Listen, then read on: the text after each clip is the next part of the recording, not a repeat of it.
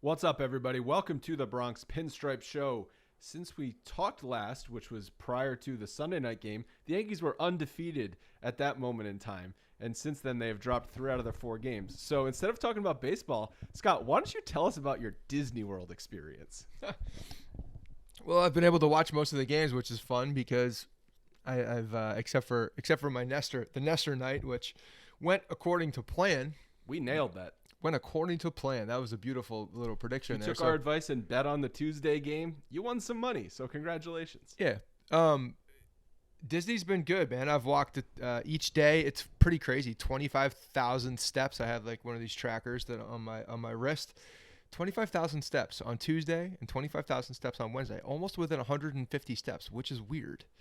But yeah, did you do the exact same route? No, did 2 very different things. Did the whole Magic Kingdom and Epcot on the first day, and then Hollywood Studios and you did Animal 2 parks Kingdom in one day. 2 parks in one day.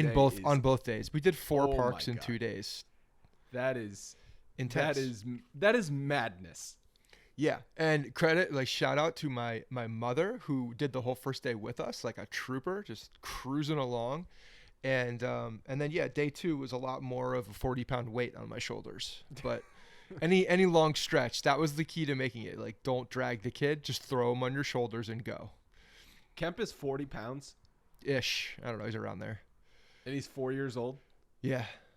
I got a big ass kid. Harrison's was 30 pounds at his 1-year checkup. They stopped growing. I swear, they stopped getting weight for a little bit because they stretch out and they just, they go up and then not as much out. That's what the doctor keeps telling us. But every time we go, they're like, yep, packed on more weight. For a long time, Kemp was at 30 pounds. Yeah, and just I felt like he never gained. Maybe he'll plateau. He is starting to walk around a lot now, so I think maybe you got to burn some calories. The weight will come off. Yeah. So did you do all the rides and everything? Did all the rides. Did as many of them as we could. Didn't do any of the big ones, but we got the Star Wars one. Of course, I got him a lightsaber, which is probably the coolest toy I've ever seen in my life. It's motion censored, so it goes wong wong, and then it goes. Oh, that's awesome. It's pretty dope. And I definitely was not playing with it this morning. and then I definitely didn't buy one for myself. No. Yeah, we definitely are not having duels with the sabers. Yeah, it's just a lot of fun, man. I don't know. There's a lot. We hit a lot of things. The dinosaur thing was cool. Animal Kingdom was actually really neat. A lot of fun. It's been a good time. Today's did it blow relaxed Kemp's mind? Is it everything he wanted it to be and more? Yeah. Because that's why you go to Disney. Yeah. The idea of going to Disney as an adult is just I don't know. It's some people's thing, but not my thing. It's not my thing, man. Yeah. No, it's cool. I know I'm gonna have to do it inevitably. He won't remember this, so we'll probably just have to drill it into his head that we went and make sure he sees pictures. And the lightsaber. 4 years old is like right before. He might remember. I'll remember some. I don't know. Yeah. But anyway, the Yankees have played 4 games since we last talked. They lost the Sunday night game. We did record. We didn't get the Drunk Scott recap, which I was disappointed. Because you know why? Because nothing happened. There was nothing. The Yankees left everyone on base. That's fine, but there wasn't really. I was sitting there I stopped drinking for a minute at the end too. I'm like, can we do something, please? Can we do something? There was really not a ton to rant about, to be honest. No, the scare in that game was Montgomery getting nailed with the comebacker, and it seems like he's gonna make his next start on Friday. But he went down like he got shot. Yes. And I was like, oh my god, his season is over. I thought it was a broken bone. That went through my mind when he was writhing around on the ground in pain. I was like, they just lost a consistent starting pitcher for the season, so they definitely dodged a bullet there. For sure. I was so surprised that we didn't see hairline fracture or something like that, in the shin. But yeah, no, luckily dodged. And I saw that he was thrown yesterday, and it seemed like he was good, and he's going to make his next scheduled start. So that's great. That's good news. Very good news. You got to avoid those. That's some of the things on the early in the season. Is you gotta take some of these little things that could be big losses and add them on as okay, dodged a bullet. We're good right now. Well, I was actually talking about this with Logan before you jumped on. The swings in emotion early in the season are just so drastic because you see them win a couple games to start against the Red Sox, and it's like, oh my God, this team is totally different. We're so excited, and then they lose a few games in similar fashion to how they've lost games over the past couple of years, and everyone's freaking out. Oh, fire Cashman. This is the same shit, different day, which I can see both sides. And I think if this roster truly was the same as the last couple of years and they were losing in this way, I would understand the freak out a little bit more. But it's been 6 games, people. Like, it's been 6 games of Donaldson, 6 games of IKF. Can we give it a little bit more time? And, like, this is me saying it. The person who is always going to jump to the negative as soon as possible.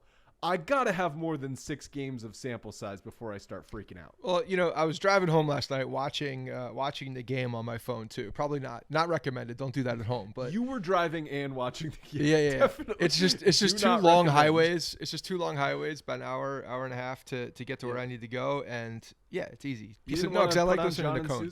So they were referring to the Joel Sherman article, which you're probably also referring to. I didn't get to read the article, but they were referencing it enough. I guess apparently Sherman wrote a piece saying different years, same results, and I'm like, you know what? Well, okay, that's a guy that's looking for some on reactions, getting people stirred up, which is fine. That's their job.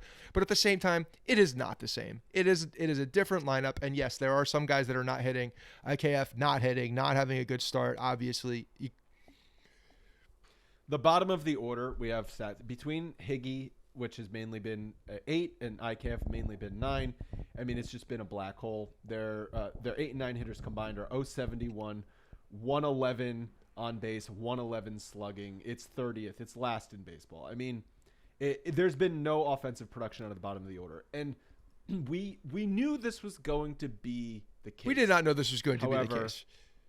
No. We expected. I mean, the hard contact is not coming. We saw IKF in the spring, and he looked really good. We know what his numbers are. I fully expect a guy like that will come back and hit like 400 for a stretch because he will make a lot of contact and fall into the zone. Yeah, he's got to if you're going to nail your prediction. You've got a long 6 games. Uphill battle to 200 it's knocks. 6 games.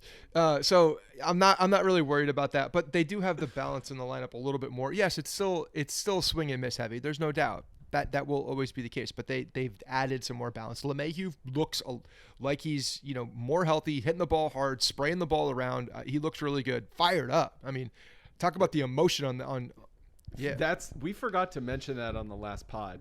He hit the home run on opening day. That was the most emotion I've ever seen him show, even more than when he hit the game-tying home run in Houston in the ALCS. Like, the opening day home run was the most emotion we've ever seen out of DJ. Yeah. And he showed it a little bit last night when he got the two-out hit, sliced on the right side, and fired up. Yeah.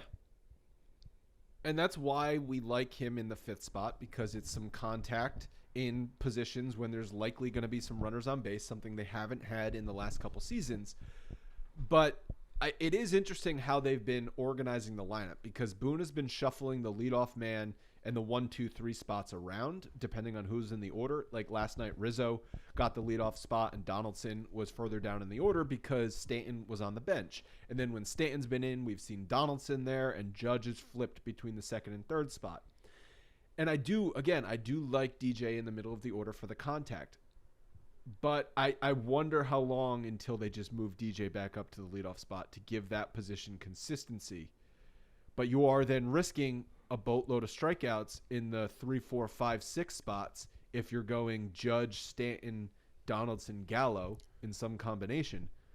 That's kind of the same thing we've had the last couple of years, which is a lot of power, but a lot of swings and misses in the middle of the order. I expect at some point for Hicks to get up there and probably stay up there at some point. That's where because Hicks at leadoff. Hicks, hold on. Logan Hicks was saying before. I mean, no. We can't. If Hicks is in a spot, Hicks works the count. He takes his walks. He's a switch hitter. Mixes it up. He's a guy that doesn't strike out a ton. I don't even know what are his strikeout numbers. I'm not sure. Logan, can you check that out? He actually walks a lot. Out a lot. He walks a lot. He does get on base, and he can give you a different look. Before you tell us, Logan, I'm gonna guess 26. I'll take the under 2%. But he's we've seen him up there. If it's not LeMahieu or Hicks, it's impossible for anybody to say IKF right now because he's not hitting. But that type of hitter, the contact guy, I could see Hicks up there. Would not surprise me if Hicks was there, and they kept LeMahieu in a run generating spot for the first 2 innings. Do you want K percentage for the year so far? No, it's too early in the year. What was it? I guess what's his? Well, I was going to say what's his career? Barely played. Like what's his career? Yes. 22%. Lock it. Okay, 22%. And this year he's So- at 25 this far, so he's right on. And he's at what, like a 15% walk rate? He's So exactly at look, that's a guy 15% again this year. can switch around either side of the plate, and he does work the count. He gives you good at bats. So he gives you a lot of the things that Gardner could do in working the count, letting the dugout see the pitches in the first inning, getting on base. So wouldn't be surprised. He's not a middle of the order guy. Wouldn't be surprised. It would be 2 years late. It would be 2 years late. They needed to put Hicks in the leadoff spot back in 2020 when DJ LeMahieu was hitting 360 and the Yankees couldn't buy a hit with runners on base in the middle of the order. They should have put DJ in the middle of the order then, and Hicks, who was actually on the field surprisingly in the 2020 season, and put him leadoff then. Now it's going to be 2 years late. Hicks is just getting worse every single year. Well, it He's a isn't 7, 8, or 9. 2 years ago. It is today, and he did not play last year. So if they did that 2 years ago, they would have lost 2 years either way. And just hit the reset button. Boone's going to experiment this first month for a while, and then I have a feeling we're going to start seeing in May a more consistent lineup, given who's playing on the field. That's most likely what's going to happen. Another thing they've been doing with the lineup, Stanton has been getting time in the outfield, but it's been in right field. Seems like they want to avoid him playing left field. I'm wondering if he's going to play left field on the road, though. Like, Yankee Stadium left field is hard. It's a huge left field, but Fenway's a small left field. There's other small left fields around the American League that I think they could get him time at if they want to do that. I mean, it just gives them him playing the field is good, but if it's only going to be a right field, it does narrow what they can do, because then Judge has to play center field. You could Like, you DH him. basically can't play. That's true. Yeah, I mean, it's not the end of the world. I Yeah, wonder I if think he's you're gonna right. I get think any maybe in left other field. parks where it's just pretty, straight up left field, you'll see him getting reps and get out there. But this is expected, I think. We saw him a lot in right field as a Yankee. I expect him to be out there because of their comfort level with Judge going into center. And if they're not extending Judge, then they're gonna work him. Yeah, and last night's game, the which might be known as the Vlad Jr. game going forward, because he just owned the Yankees 4-for-4, 3 homers, 2 off of Cole, 1 coming just minutes after Hicks sliced his finger open with his cleats. Like, at a certain point, I can't even be mad at the he's so guy. good. He's just a freak at the plate. He's so good, and he just hit missiles around the park last night and single-handedly beat the Yankees. Otherwise, I thought Cole was very good. And he basically didn't give up anything other than to Vlad. He had 17 swings and misses. He was pitching backwards, which is not something we normally see out of Cole. He's throwing off-speed stuff early, using his fastball to strike out guys late. So I thought it was an improvement over the first start of the year, even though it wasn't perfect because Vlad crushed him and the Yankees lost the game.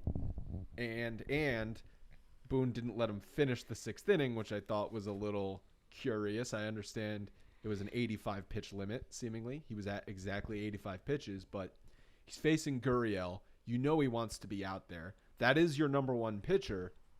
I think I would have let him finish the game. It didn't hurt him. The Yankees got out of the inning, but I think I would have let him Too early finish for the that game. stuff. I think they're on some strict protocols. I mean, look, dude, this goes back to your workload. We're managing workload here. If you're not doing it early, if you're playing into the emotion of a game in April, then you may not be able to play into the emotion in the game.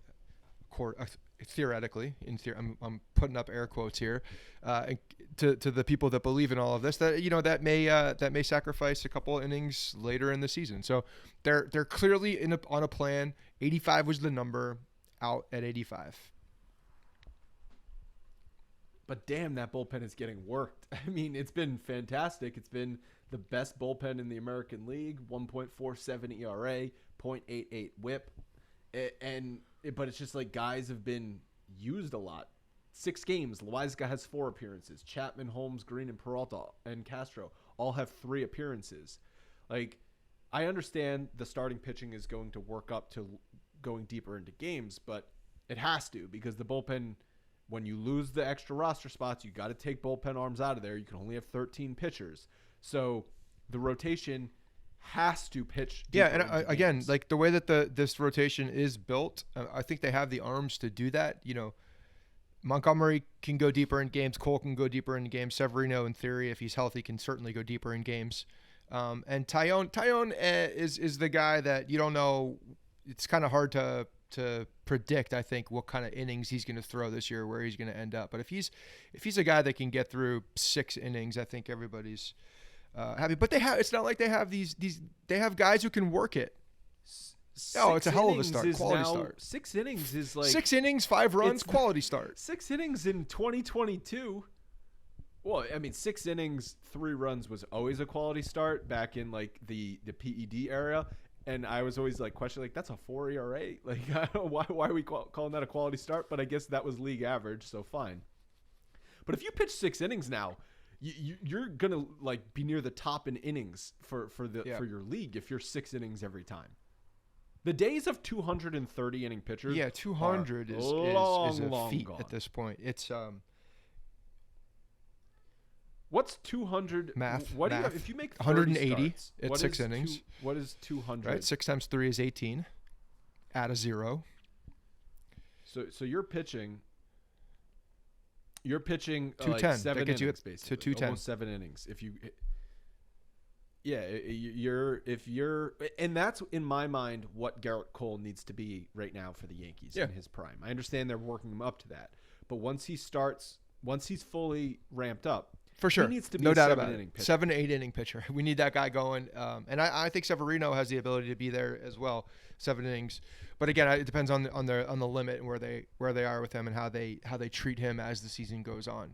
But if he's looking healthy and looking strong, he's just that type of guy who's got easy velo out of his hand. It doesn't look like he's exerting a ton of effort when he's on the mound.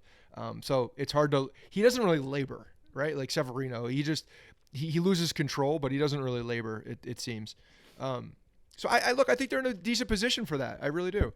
Well, interestingly, so Chris quickly did a podcast with Christy Ackert earlier this week, and we talked about Severino, and she talked about his conditioning. He's actually in better shape now than he was pre-injury, and he feels like he's a better pitcher. He really studied pitching when he was hurt, which, it's great. I mean, it's still like he might be capped at 120 innings, or he might just be gassed at 120 No, I mean, I love innings. hearing that. When I hear that guys actually do come in best shape of their lives and are studying and like actually like really working on their craft in the off season, that gives me all the good feelings in the world. I love hearing that. I want to hear that about everybody. I mean, this could be Severino's last hurrah with the Yankees. You got it's like when you hear DJ when he's in quarantine, just like studying his binders or playing hockey by himself and studying in between. It's he's in the back of the bus, everybody's having fun, he's reviewing tape. I love hearing that. I love hearing about the work behind the scenes. It was a better start, like I said, from Cole. It is still, I guess, if you're going to be worried about him, it's that Vlad Jr. isn't going anywhere, and he's eating you alive, and the Red Sox hit you in your last time out, and they hit you all last year, and the Rays, who we haven't faced yet, are also a team that hit you last year. We still haven't seen Cole dominate the premium talent in your division.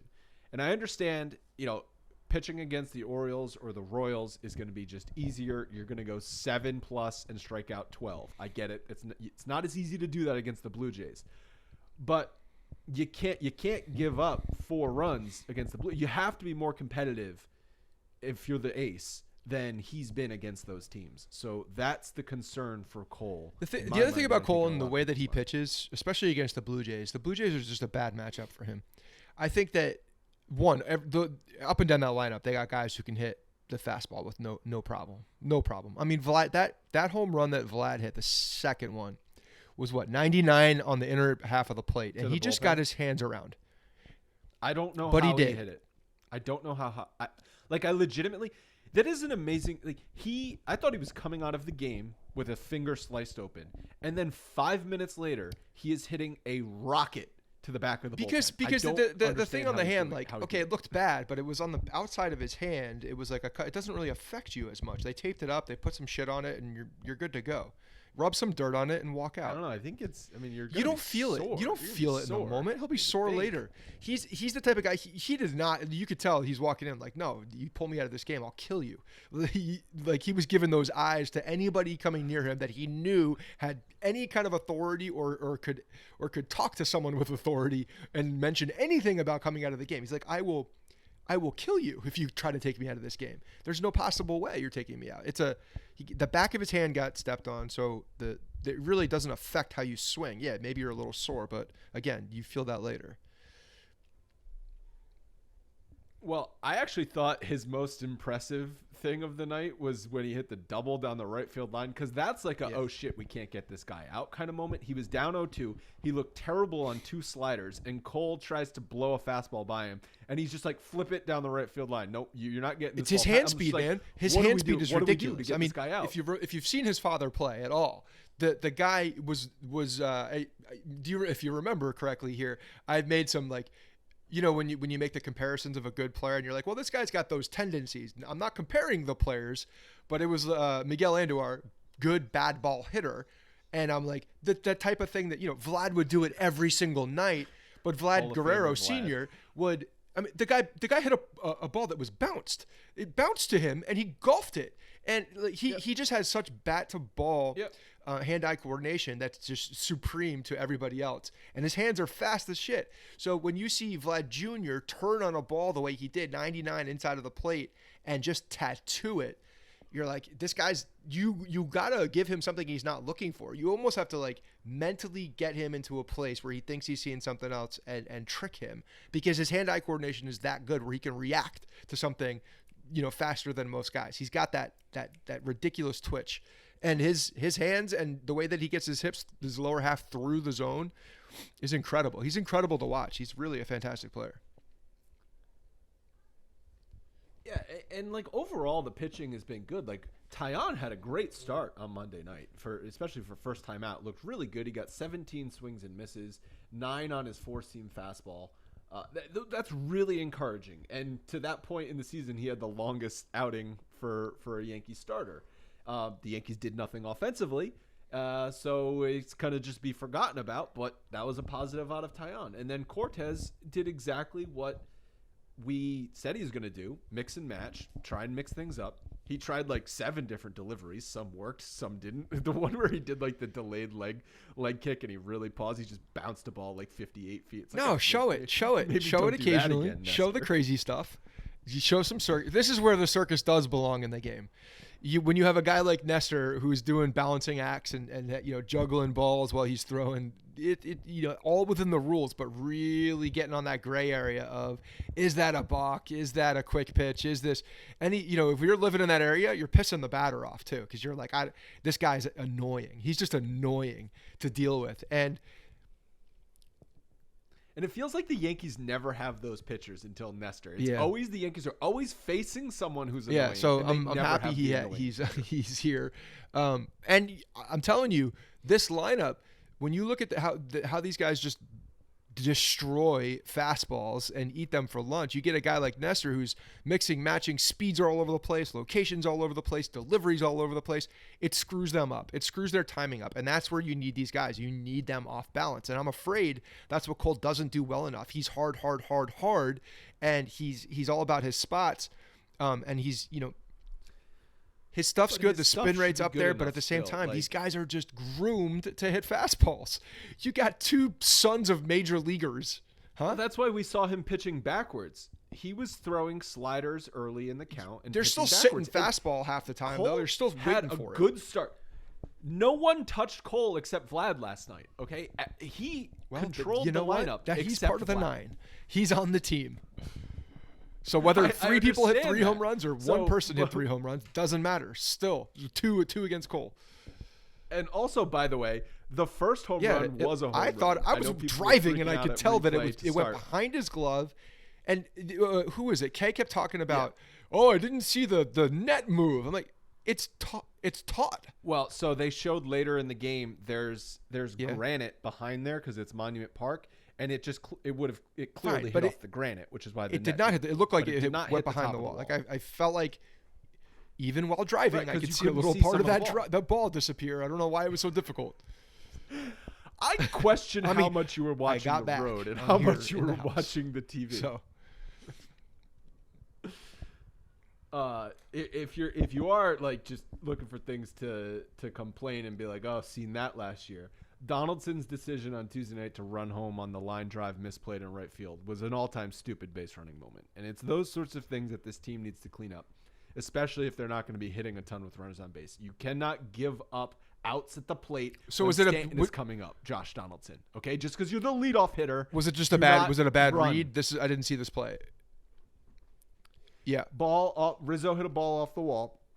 The right fielder kind of misplayed it, and Donaldson was like hesitating around third base.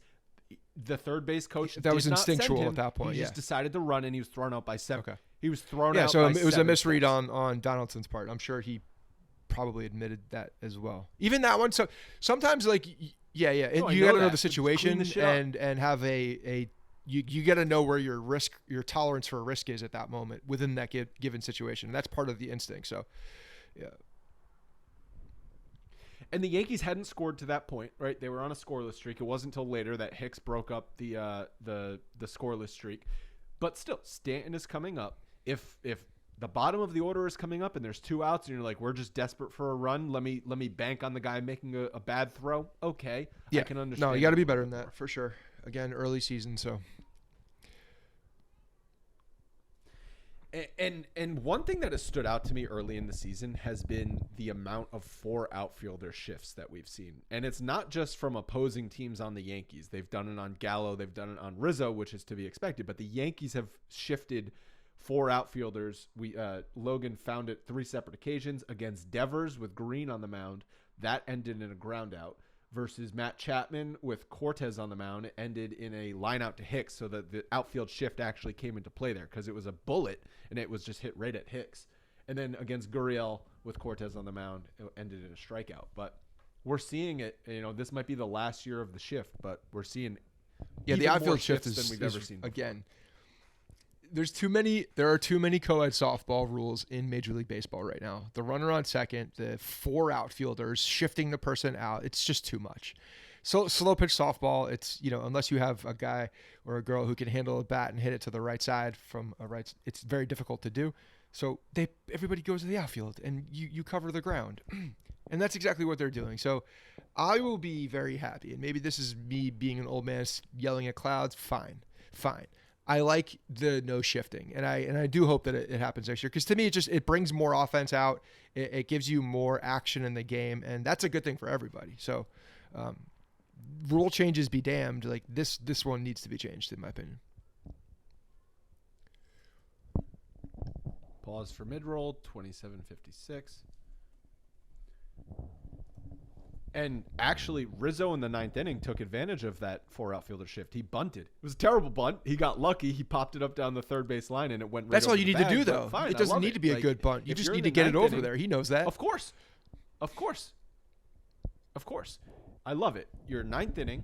You can hit a ball 700 feet. You're still down by 1 run. You get on base for Judge, and so I love it. That's how you police the game in between the lines. Not talking about the actions between 2 teams, but when you see a team that's overshifting or doing these things because they know that you can't actually hit the ball the other way, but you can bunt it, you can push it that way, you can do that. Doesn't even need to be a good bunt, just needs to be over there. Everyone always says that, though. That's the cliche. No, they're not going to do it, though. In game, in that doing moment, it. you could hit do the ball that, the but other I don't way, think or it you actually bunt the other changes way. strategy, because I don't think they fully expect people to not do that Doesn't again. change anything. When Rizzo comes up tonight, he could come up in the same situation. If he did The it Blue 4 Jays times are in a still row, gonna shift that might 4 change something. outfielders. And I mean, maybe, but I guess what the Blue Jays are banking on is Rizzo just not being able to bunt, which he didn't have a good bunt. So who knows? Maybe he just can't bunt, and that was just lucky. But that ball's 4 inches to the left, and it's a foul ball. Look, I hope we get to see that opportunity. I hope that they shift on him, and he's in a position where he can bunt 4 times and execute 4 bunts. And I hope they're all shitty bunts too. I hope they're all shitty bunts to the left-hand side, not looking good, just bloops. Yeah. Exclusively should practice bunting, though. Like, if you're going to be facing 4 outfield shifts all year, legitimately, Rizzo, Gallo. Those are really the main two Gallo that can they've definitely done it, bunt. right? Logan, like I haven't seen it happen against any right-handed hitters. Usually It's that's who it against is, 'cause left-handed lefties hitters. pull the ball more than righties. But also if you're shifting with righties, it's just you obviously have to have a first baseman. So where would you put the other infielder? You'd have to put him on the left side, and then one guy on the left side is basically useless. So you basically can only do it against lefties. So it's really going to be Gallo and Rizzo facing this, and potentially Hicks when he's batting left. All three of those guys need to spend a half hour every Hicks day. in theory should be able bunting. to bunt. I've seen Gallo lay bunts down. He can do it. He did it. He did it last year, and he's done it in Texas too, where he can lay something down to the left side. And again, doesn't need to be all that good. And you know what you do? It's crazy. One of these crazy baseball things is though when you practice bunting, you're actually working on your hand-eye coordination a little bit more too. It's funny how that works. You could get into the other team's head. Like if you strategically practice bunting, like at the end of batting practice, so the other team sees you, and you just spend like 30 minutes practicing bunting. There, the other all it manager will be takes like, oh, is shit, one they're practicing team to bunting. bring back Maybe we Pepper, don't and everybody else will shift. do it. We are a copycat world. No Pepper. No, even the signs. But there's signs saying no Pepper. I don't think there's signs there in the Are new the stadium. signs I think not they were there there anymore? in the old stadium. I don't think they came over to the new stadium. I don't even think they They were may there have at the old I don't stadium, remember like, when towards they- the end. I feel like this is like a early 90s thing. I've obviously seen it when there was like no nets, no railings on the dugouts. Like how did more people not just From get line into drives it? on I don't foul know. balls. I don't know. Maybe you just didn't hear about it. There's no internet, so you just Yeah. don't hear about the people profusely bleeding from their head after they leave the stadium. Well, people weren't TikToking in the front row down the first baseline. Yeah, I people are guess, phones. 'cause there was attention. No, but also phones, like so maybe that's why people were Think people were keeping score. think at about the what games, happens so you were paying pre-internet attention to what was happening. when you in pre-mobile phone when you leave the stadium, you're gone. That's it. Unless the local paper's writing about it. Yeah, you're just a You're a statistic phantom. now. So who knows how many people actually went home and just like, oh man, I don't feel well, and that's it. That's why it, like the joke there's when Roger Clemens struck out 20 batters as a Red Sox in like the 80s or whatever it was, like the camera shows the stadium was empty. There was like 12,000 people there, but like 150,000 Oh, there you people go. claimed to have been there that night. And yeah, they That's might be right. No right because proof. there's no internet. No so who receipts. knows? Sometimes good. So we've got Severino going tonight against the Blue Jays to finish up the 4-game series, and then what the Yankees are on the road against Baltimore. So you obviously just need to split the series with Toronto, leave town on a positive note, and then Mop the floor with Baltimore. Yep. What did I say? I think I had I was conservative this year. I went 16-3 in order for them to do it. But I do think it's important here. You expect to split the series with the Blue Jays. 2 of 3 with the Red Sox. I understand.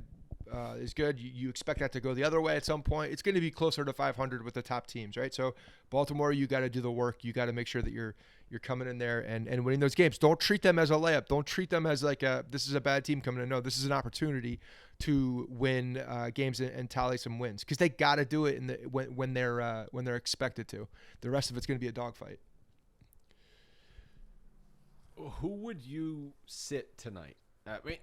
Who's pitching I'm for not the Blue saying Jays? This is a must-win game. Like it's April. It's April. Okay, so but still, they are doing rotation, and IKF has looked lost at the plate. So does Marwin Gonzalez get another day at shortstop, or do they go with the big outfield with Stanton, Gallo, Judge? I'm wondering because someone's gonna sit. Obviously, someone has to sit. So who's it gonna be? Like you can't. I don't want DJ out of the lineup. I don't want Stanton out of the lineup. I know he was out of the lineup last Yeah, week, I so don't. that's not gonna It's happen. this is it could be Donaldson potentially. Even though I know he's putting LeMay. I want LeMahieu in the lineup. I need IKF to get out of this little thing, so I need him to hit. Who's pitching tonight for the Blue Jays? He's a guy that I need going and like the bottom to turn that lineup over. Yeah, I'm pulling up the Gosman. Okay, heavy sinker. Gosman. Heavy sinker. I want some. I want who has- contact. I want IKF on. I want DJ on. I want I want the guys who can hit the ball on the ground with power. Logan, you were telling me some numbers the Yankees have off Gosman. He was terrible. Are these like before we recorded Oriole Like, numbers? These are Baltimore numbers? But these are from Baltimore days. Yeah, these are Baltimore days. So, Donaldson is really good off of him. He's got a 276 average with home run and 2 doubles, so he's 8 for 29. A lot of at-bats, obviously played in the AL East.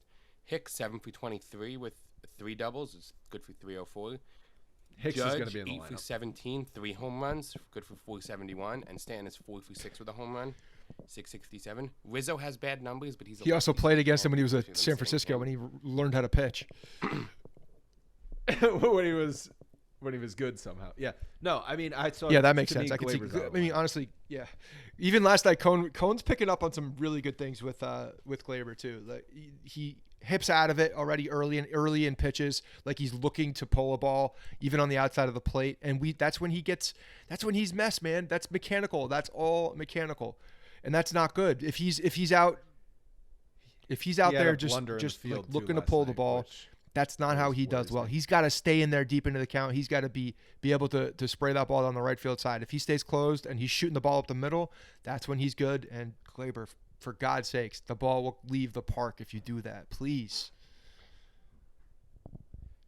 That 7th inning last night was a tour de force of stupid.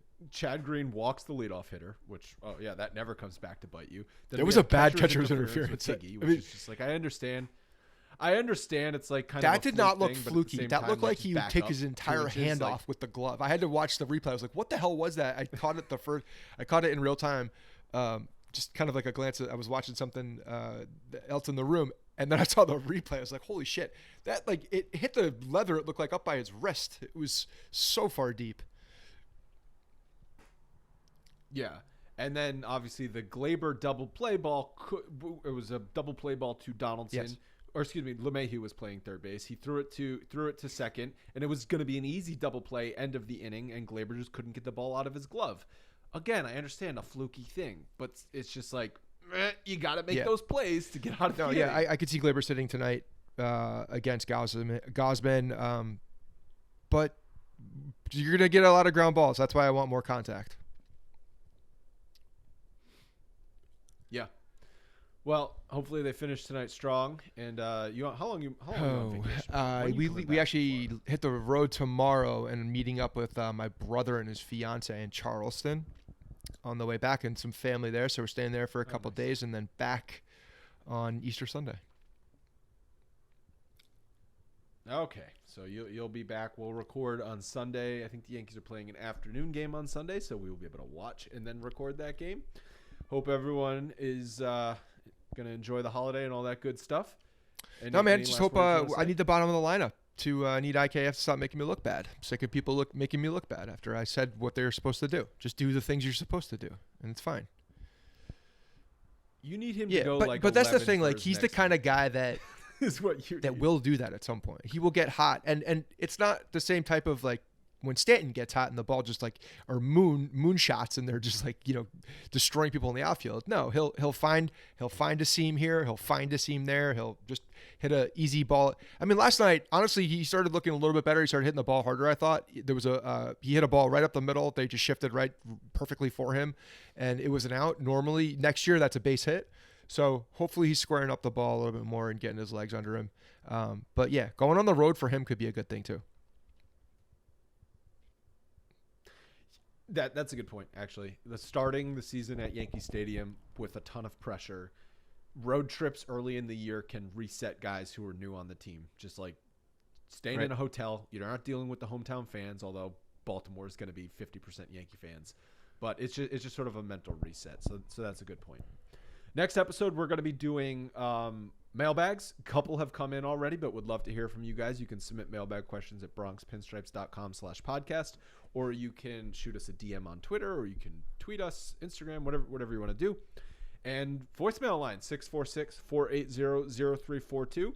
Call up, let us know your thoughts. If something happens exciting or something that angers you in the game, it's a good way to vent. All right. We will talk to you guys next week.